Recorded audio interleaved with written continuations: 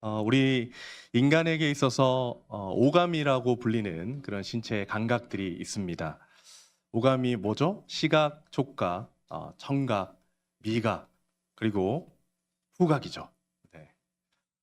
이 오감을 감당하는 신체 부위 중에서 만일 여러분들이 한 가지를 가질 수 있다고 한다면 여러분들 어떤 것을 선택하시겠습니까? 우리 일상생활에 있어서 가장 중요한 그 오감 중에 하나를 선택한다면 아마 시각이 아닐까라는 생각을 해봅니다. 이 사람이 어떤 상황에 놓여서 그 상황을 인식하고 판단하고 생각하기 위해서는 이 의사소통이라는 것이 필요하잖아요. 이 오감을 통해서 정보를 분석하고 의사소통을 하는데 이 심리학자 엘버트 메러비언이라는 사람이 사람들의 의사소통을 분석을 해봤습니다. 의사소통을 분석해 보니까 사람들이 약 7%만 이 말을 통해서 의사소통을 한다라고 분석을 했습니다. 그렇다면 93%는 어떻게 이루어질까요? 38%는 억양과 같은 말투를 통해서 이루어지고요. 55%는 표정과 몸짓과 자세를 통해서 전달이 된다라고 그렇게 판단을 했습니다. 그러니까 말로 전달되는 것 외에 93%가 우리의 눈, 이 시각적인 요소에 영향을 받고 있다라는 것을 우리는 알게 된다는 것이죠. 우리는 눈에 의존적인 삶을 살아가고 있습니다.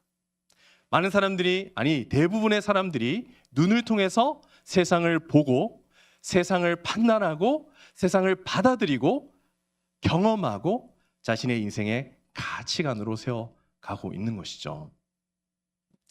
그래서 눈이라는 것이 아주 중요한 것이라고 생각이 됩니다. 근데 오늘 말씀 33절에서 36절 말씀에서도 우리에게 있어서 소중한 이 눈에 대해서 소개하고 계십니다. 특히 34절 말씀을 보면 눈을 어떤 특별한 그런 용어로 표현하고 있는데 어떻게 표현하고 있죠?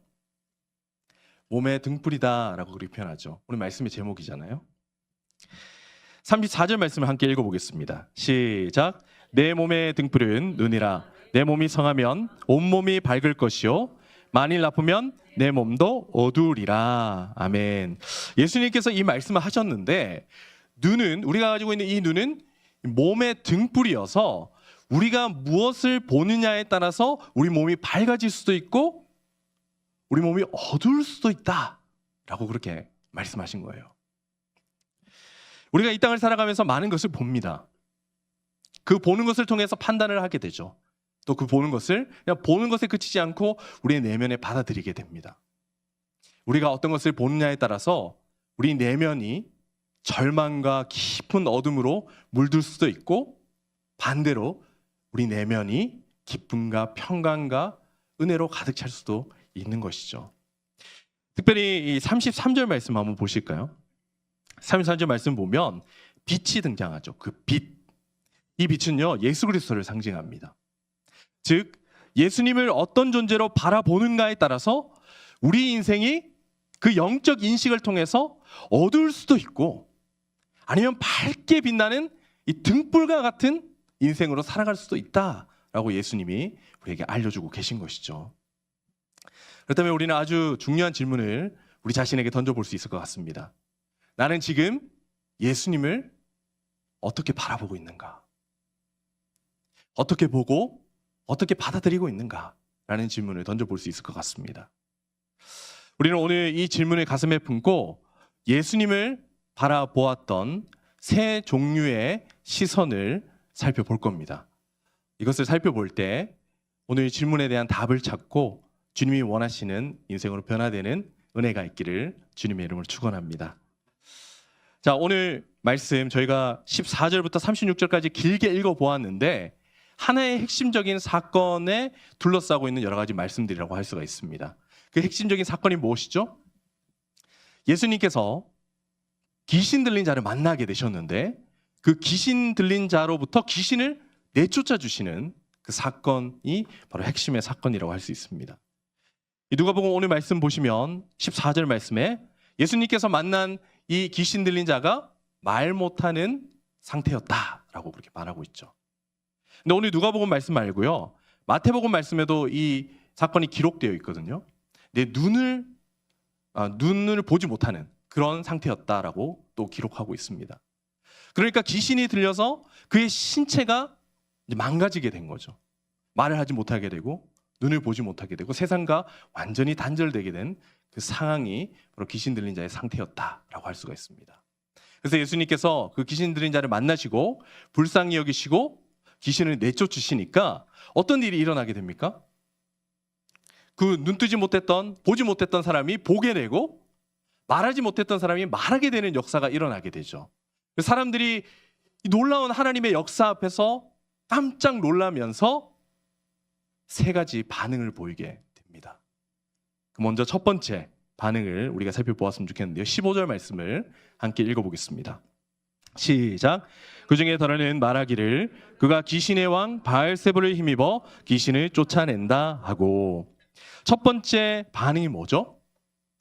예수님께서 귀신의 왕인 바알세불의 힘을 빌려서 귀신을 내쫓았다라고 비난하고 판단한 것입니다.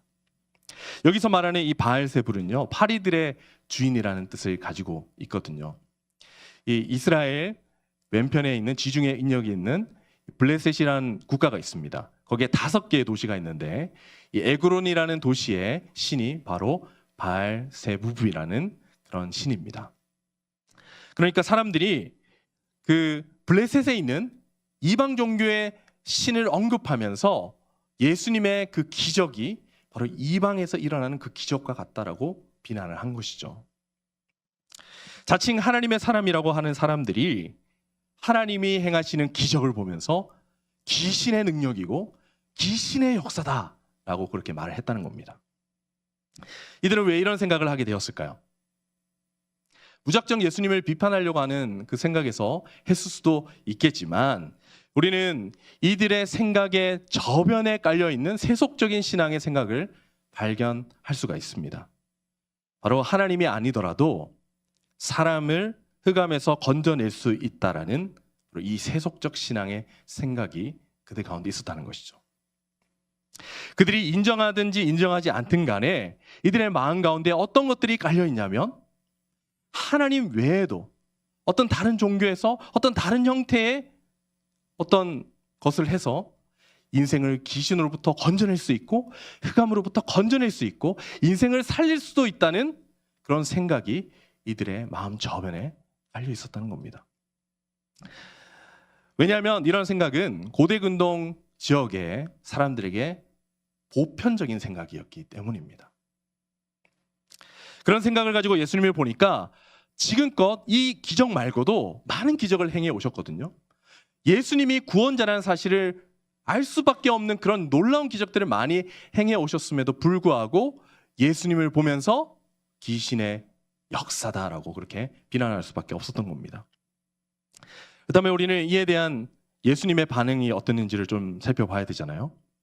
예수님께서 자신에 대해서 오해하고 있는 이 사람들, 잘못된 시선으로 바라보고 있는 이 사람들을 향해서 비유의 말씀을 해주시는데 17절, 18절 말씀을 살펴보겠습니다. 우리 함께 읽어볼까요? 시작.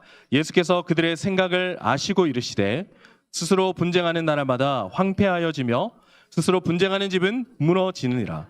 너희 말이 내가 바알세불을 힘입어 귀신을 쫓아낸다 하니 만일 사탄이 스스로 분쟁하면 그의 나라가 어떻게 서겠느냐? 예수님께서 뭐라고 말씀하십니까? 사탄이 사탄을 내쫓는 자면 어떻게 그의 나라가 서겠느냐? 정말 단순한 원리를 얘기하고 계십니다. 그러니까 예수님께서는 이들이 지금 비방하는 그 비방 자체가 그냥 일반 상식으로도 말이 안 되는 일임을 밝혀주신 것이죠. 예수님은 자신을 하나님께서 그리고 나서 이제 영적 맹인인 자들에게 한 가지 더 말씀을 하시는데요. 20절 말씀 한번 보실까요? 20절 말씀 보시면 만일 하나님의 손을 힘입어서 귀신을 쫓아냈다면 하나님의 나라가 이미 너희에게 임했다라고 말씀하고 계시죠. 이게 어떤 말씀이죠? 바로 예수님 자신이 바로 하나님의 아들이고 하나님이 보낸 자라는 것을 분명하게 밝히고 계시는 겁니다. 예수님이 바로 구원자라는 것을 알려주신 것이죠. 그리고 잘못된 시선으로 자신을 바라보고 있는 자들에게 내가 바로 구원자임을 인정해라 라고 말씀하고 계신 것이죠. 우리는 여기서 예수님을 둘러싸고 있는 사람들의 세속적 시선을 발견했습니다. 그것은 예수님만을 유일한 구원자로 바라보지 않는 그 시선이 사람들 가운데 있었다는 것을 알 수가 있습니다. 앞서 말씀드린 대로 귀신을 내쫓은 현장에 있었던 사람들은 하나님만이 유일한 신이라는 것을 고백하는 자들이었겠지만 그들은 여지를 두고 있었습니다.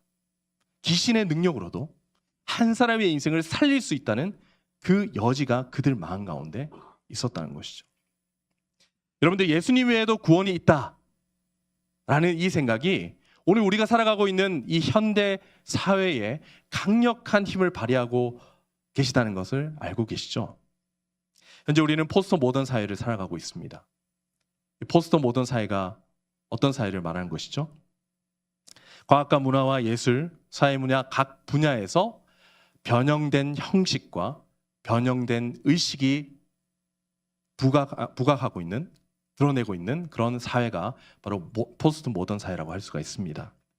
그래서 이 포스트 모던 사회의 모습에서 나타나는 모습이 있는데 바로 인간의 합리성, 이 진리의 객관성, 보편성 이런 것들을 끊임없이 비판하고 부정하는 그런 모습들이 나타나게 되는 것이죠. 그래서 과거에 인간이 세워놓은 그런 좋은 전통들을 무시합니다. 권리들을 인정하지 않습니다. 그래서 부모의 권위, 그런 학교의 권위, 모든 권위들이 다 한순간에 지금 몰락하고 있는 것을 우리는 경험하고 있습니다. 그래서 뚜렷한 진리가 없이 다양한 수많은 진리라고 주장하는 것들이 우르르 일어났다가 순식간에 사라지고 또다시 일어나고 또다시 사라지는, 그래서 우리나라에서 그런 모습이 잘 일어나잖아요. 어떤 게 좋다 하면 그쪽으로 다 몰려들었다가 이게 또 아니다 싶으면 또 없어졌다가 하는 그런 일들이 전 세계에서도 일어나고 있습니다. 이 포스트 모던 사회에서 뚜렷하게 나타나는 종교적인 모습이 있는데 그게 바로 종교다원주의적인 생각입니다. 절대적인 진리를 인정하지 않기 때문에 어떤 하나의 종교에만 구원이 있다라고 인정하지 않는 것이죠. 산을 올라가는 데는 다양한 길이 있다라고 말하면서 구원의 길이 여러 개 있음을 사람들은 말하고 주장합니다. 이런 생각의 파도 속에 휩쓸려 살아가는 이 시대 사람들에게 있어서 예수님은 어떤 존재로 비춰질까요? 예수님을 믿고 예수님을 따라서 말씀의 능력과 하나님의 기적을 경험하고 있는 이 하나님의 교회를 바라보면서 세상 사람들은 어떤 생각을 할까요? 그렇기 때문에 우리 그리스도인들이 해야 하는 것이 있습니다. 먼저 첫 번째요, 우리 자신이 예수님을 어떻게 바라보고 있는지 점검하는 것이 필요합니다. 내가 예수님을 세상의 많은 구원의 길 중에 한 길로 바라보고 있진 않는지, 아니면 예수님만이 오직 길이요 진리요 생명이라는 것을 확신하고 있는지를 돌아보아야 한다는 것이죠. 우리가 삶의 지혜가 필요할 때, 또 어려움을 당했을 때, 더 큰 도움이 필요할 때 내가 나아가고 있는 그 대상이 어떤 존재인지를 생각해 보면 우리는 우리에게 구원의 길이 여러 개 있는지, 아니면 한 개의 큰 구원의 길이 우리에게 놓여 있는지를 판단하고 알 수가 있습니다. 두 번째로요, 우리가 먼저 그런 것들을 점검해 보고 그 다음으로 해야 할 것은 우리 이웃들에게 세상의 유일한 구원이신 예수님을 알려주어야 한다는 것입니다. 세상 사람들은요, 자기 스스로 자신을 구원할 수 있다는 생각에 갇혀 있습니다. 그리고 다른 사람들이 내가 구원할 수 없다면 다른 어떤 대상이 나를 구원해 줄 수 있겠지라는 생각을 가지고 이 세상을 살아갑니다. 그리고 세상에 있는 것들, 돈, 명예, 자리, 성공 이런 것들이 자신의 인생을 건져줄 거라고 생각을 하며 살아갑니다. 그런 자들에게 예수님만이 유일한 구원자라는 것을 알려줄 의무가 바로 저와 여러분들에게 있는 줄 믿습니다. 성도 여러분, 예수님만을 구원자로 여기는 은혜가 저와 여러분들에게 있길 바랍니다. 그러니까 여러분들을 통해서 여러분들의 이웃들과 사랑하는 가족들이 예수님만이 유일한 구원자라고 고백하는 역사가 일어나기를 주님의 이름으로 축원합니다. 자, 이제 예수님께서 귀신을 내쫓은 그 기적을 행했을 때 사람들이 보였던 두 번째 시선으로 한번 가보겠습니다. 16절 말씀을 함께 읽어보겠습니다. 시작. 또 더러는 예수를 시험하여 하늘로부터 오는 표적을 구하니. 자, 이 두 그룹의 사람들은요, 예수님께 어떤 것을 구하고 있죠? 하늘로부터 오는 표적을 보여달라라고 말하고 있습니다. 여러분들, 이 요청이 어떻게 들리시나요? 방금 예수님께서 귀신을 내쫓았습니다. 근데 하늘로부터 오는 표적을 또 보여달라고 하는 거예요. 예수님이 이 기적만 보이는 게 아니시잖아요. 앞에도 수많은 사람들을 살리고 수많은 기적들을 일으켰고 하나님의 말씀을 많이 전했습니다. 그런데 또 다른 표적, 또 다른 기적, 또 다른 증거, 당신이 진짜 유일한 구원자라는 사실을 밝혀줄 증거를 또 달라라고 말하고 있는 거예요. 그들은 왜 또 다른 증거가 필요했을까요? 신명기 13장 말씀을 보면 하나님께서 거짓 선지자를 조심하라는 그런 말씀을 하고 계십니다. 거짓 선지자를 밝히기 위해서 이들이 표적을 요구할 수도 있습니다. 하지만 방금 귀신 들린 자를 쫓아내신 예수님께 그것을 요청하는 것은 정말 합당하지 않는 그런 요청이라고 할 수가 있는 것이죠. 그래서 이들이 다른 기적을 요구한 것은 그들이 그 표적을 보고 예수님을 구원자로 믿기 위해서 요청한 것이 아니라 예수님을 시험하기 위해서 이것을 요청한 것이죠. 오늘 16절 말씀에도 그렇게 말하잖아요. 더러는 예수를 시험하여.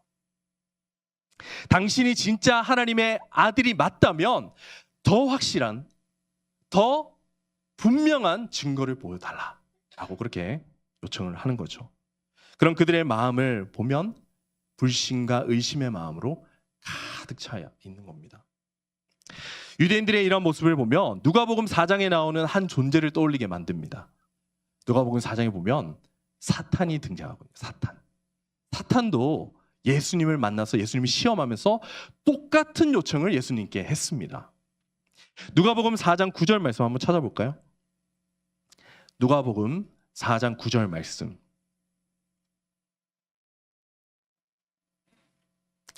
누가복음 4장 9절 말씀 한번 읽어보겠습니다. 시작. 또 이끌고 예루살렘으로 가서 성전 꼭대기에 세우고 이르되 네가 만일 하나님의 아들이거든 여기서 뛰어내리라. 사탄이 예수님께 요구합니다. 당신이 진짜 하나님의 아들이 맞다면 기적과 표적을 보여주시오. 사탄이 이런 시험에 예수님이 어떻게 반응하십니까? 당연히 거절하시죠. 그렇다면 오늘 사건 가운데서 사람들이 예수님께 요청을 했을 때 예수님께서 이 사람들의 요청에 어떻게 반응하십니까? 다시 우리 누가복음 11장으로 돌아와서 11장 29절 말씀을 함께 읽어보도록 하겠습니다. 시작. 무리가 모였을 때에 예수께서 말씀하시되 이 세대는 악한 세대라. 표적을 구하되 요나의 표적밖에는 볼 표적이 없나니. 예수님의 대답입니다. 예수님은 새로운 기적을 또 새로운 표적을 요청하는 이 사람들을 보면서 악한 세대여 라고 그렇게 말씀하십니다. 그러면서 사탄에게 하신 것처럼 또 다른 증거, 또 다른 기적 보여주지 않으십니다. 왜냐하면 이들의 요구를 다 들어준다고 해서 그들이 제사함을 받는 것도 아니고 믿음을 가지거나 구원을 받을 일이 생기지 않을 것이라는 것을 예수님이 잘 알고 계셨기 때문입니다. 여러분들 오병이어라는 큰 기적을 일으켰을 때 오병이어가 어떤 기적이죠? 창조의 기적이잖아요.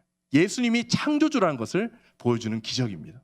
그러니까 예수님이 곧 하나님이시고 구원자라는 것을 밝히 드러내는 기적이죠. 그 기적을 보았을 때 유대인들이 어떻게 반응했습니까? 예수님을 쫓아다니면서 로마의 압제로부터 구원해 줄 인간적인 왕으로 세우려고 했습니다. 만약에 예수님께서 사탄의 요청을 따라서 성전에서 뛰어내리며 천사들의 그 호의를 받으면서 안전하게 땅으로 내려오셨다면 성전에 있는 많은 사람들이 그를 보면서 그를 왕으로 세우려고 했을 겁니다. 유대인들로부터 왕으로 세움받는 것은 예수님께서 성육신하신 목적과는 전혀 다른 것이었죠. 마태복음 20장 28절 말씀 보면 예수님이 자신이 이 땅에 오신 이유에 대해서 이렇게 말씀하십니다.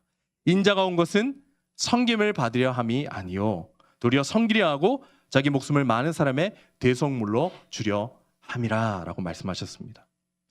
예수님께서 이 땅에 오신 이유는 높임을 받으려고 오신 것이 아니라 인간의 죄를 담당하고 죽기 위해서, 또 새로운 생명을 위해서 부활하시기 위해서 이 땅에 오신 것이죠.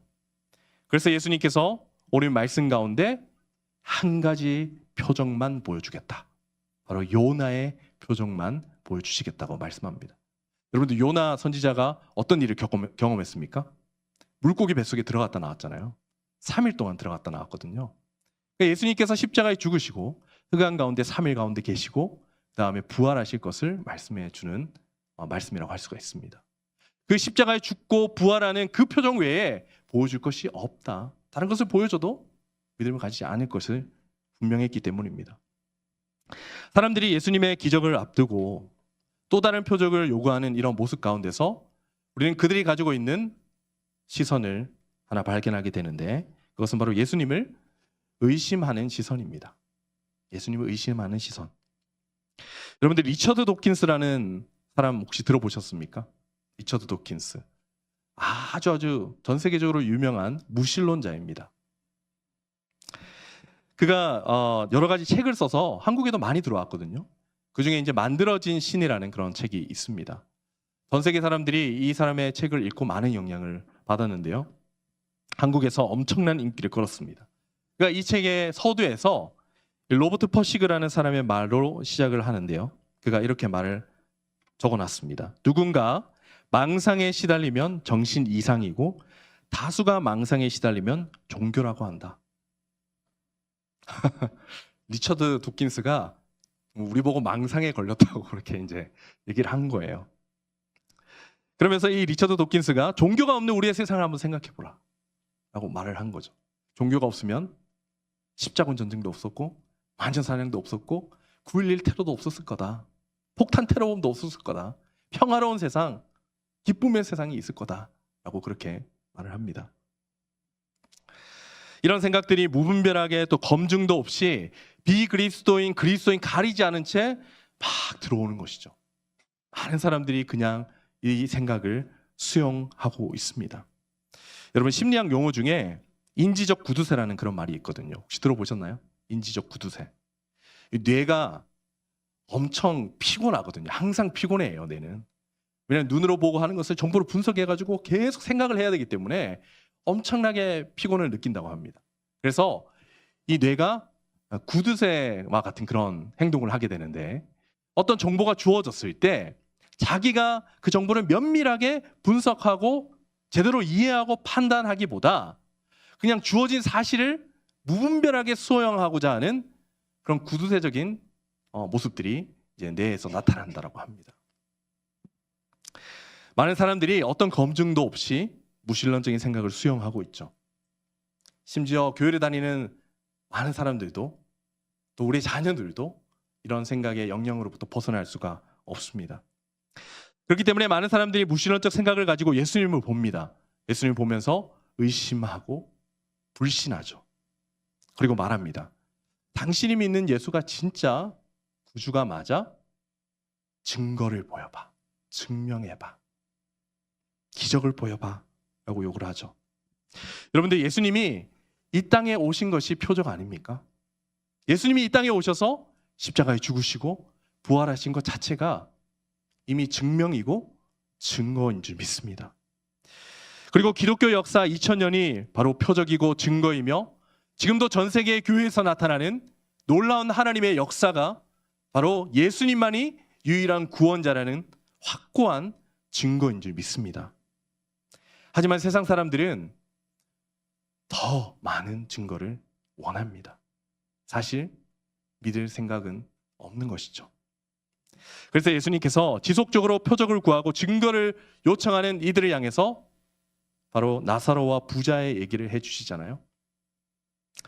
지옥에 있는 부자가 천국에 있는 아브라함과 나사로를 바라보면서 이 아브라함에게 나사로를 살려서 자기 형제들에게 보내주면 자기 형제들이 믿고 구원을 받을 것이다 라고 그렇게 요청을 하잖아요.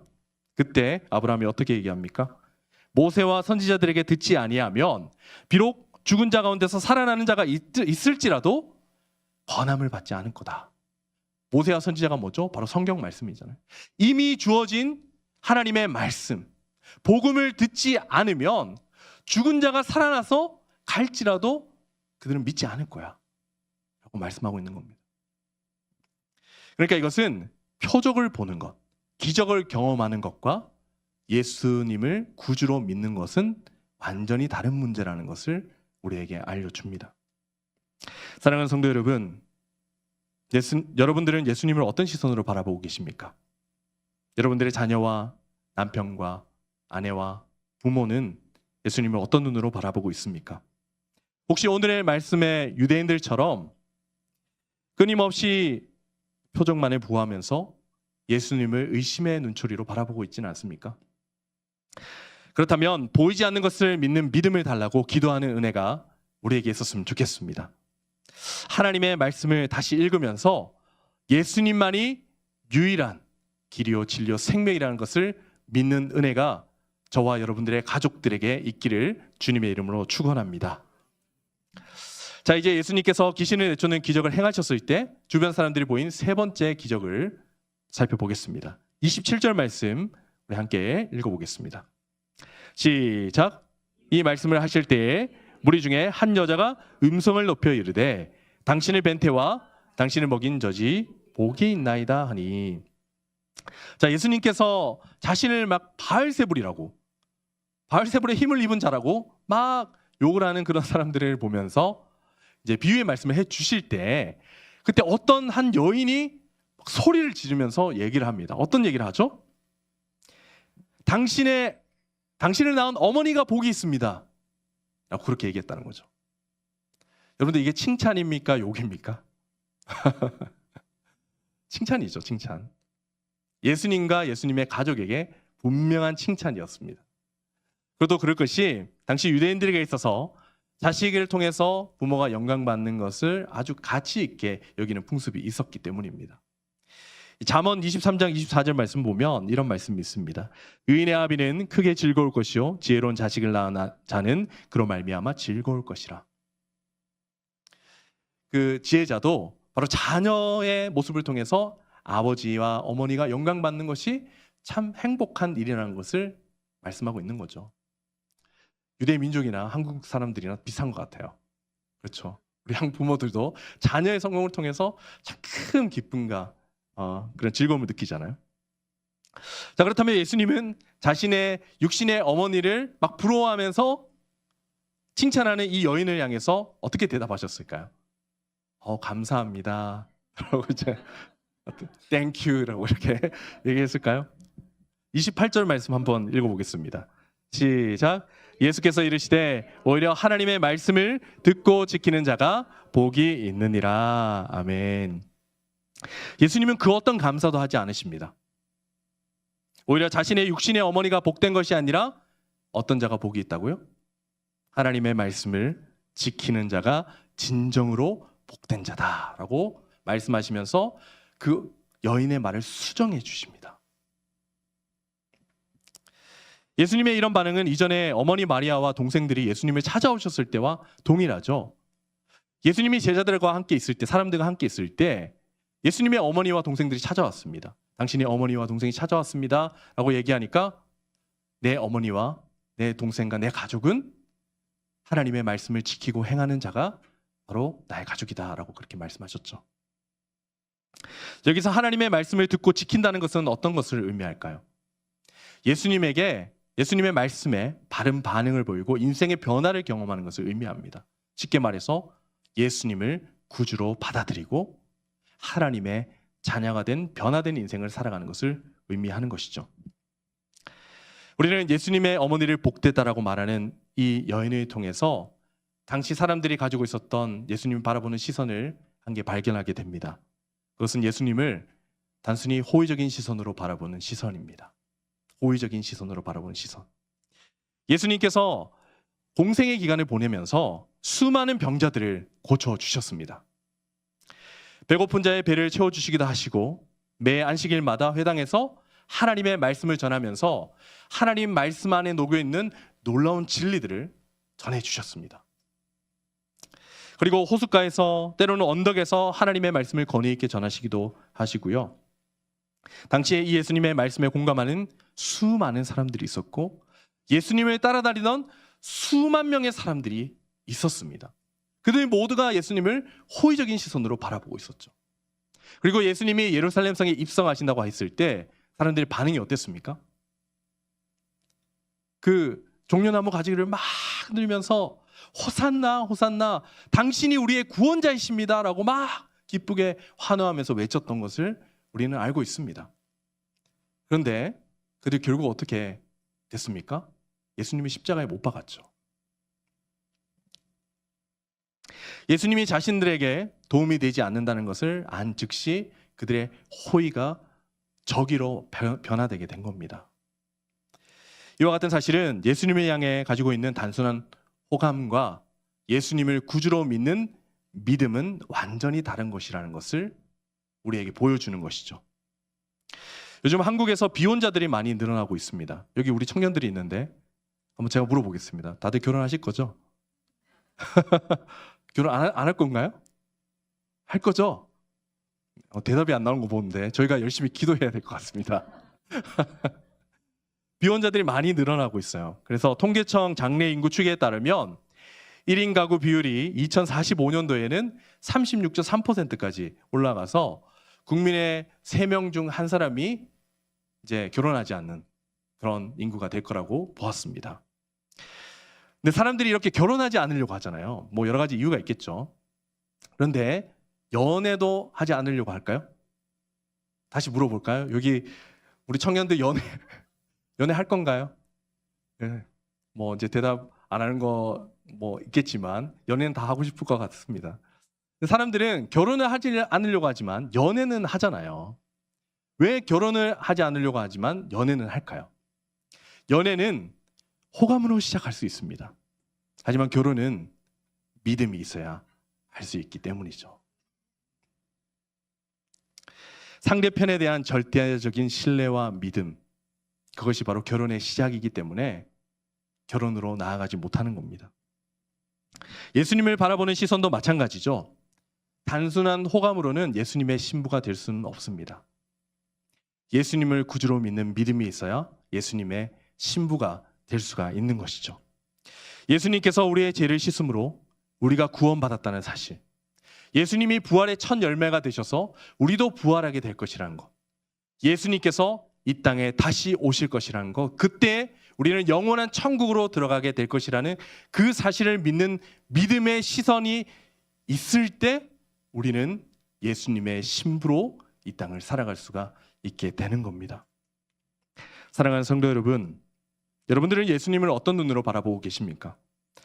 혹시 예수님의 말씀에 공감하고 예수님이 참 좋은 것 같지만 예수님을 구주로 여기고 있지 않는 그런 마음과 삶의 모습으로 살아가고 있지는 않습니까?